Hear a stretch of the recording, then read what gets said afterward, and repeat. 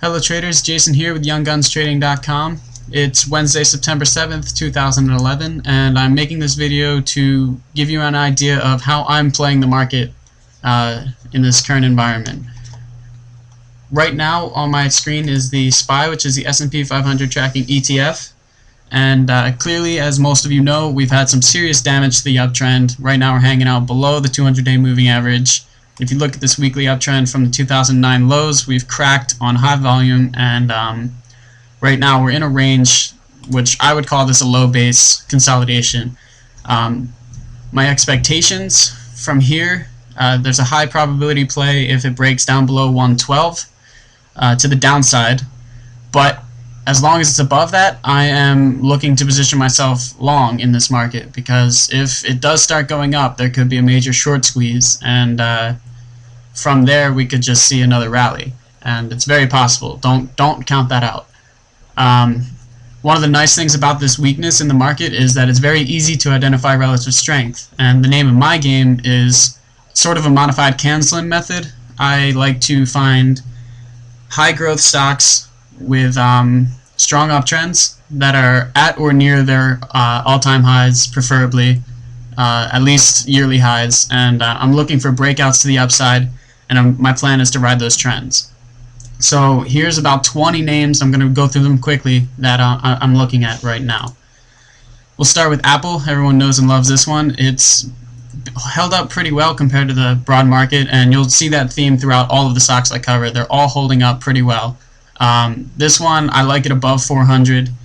Until then, it's kind of in no man's land, and if it pulls back to 365 area, that could be a support play.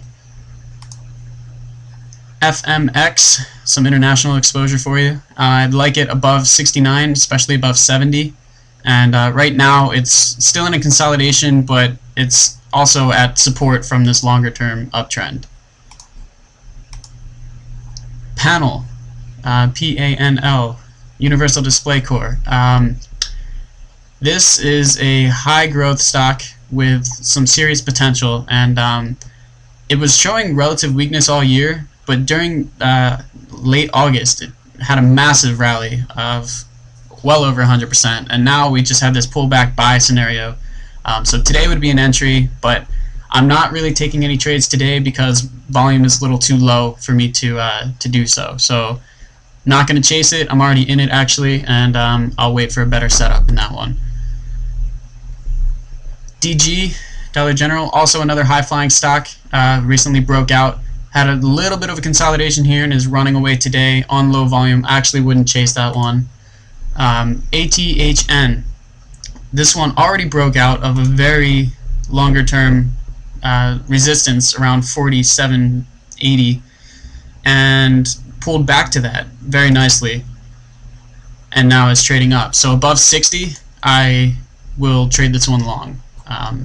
For all of these, this is on the condition that the broad market is not is showing some sort of strength, and there's high volume on the breakout. QCore right now is sneaking out, and I might take a small trade right here with my risk under 30, just to give myself some exposure, even though it's not a breakout. It's more of a sneak out type play, as I call it. But this one has a tendency to really run away from you, so I think that that exposure could be worth it. Philip Morris, PM, I like it above 70. It's got this nice base formation here. Obviously I expect resistance around 72, but not too much, and from there it's all-time highs. HLF is the same type of formation. I especially like it above 60. IDCC, this isn't the easiest trend to play because it's very wild, as you can see. But on a weekly, it looks nice. It's a nice bullish pennant type formation. So above 75 could be a strong trade here. Basically, I'd like to see it consolidate a little better and then break out on strong volume. Last one for this video, low. I'd like it above 112. Also need to see high volume, just like all the rest. I have about 10 to 15 more names to cover, so I'll burn another video right now.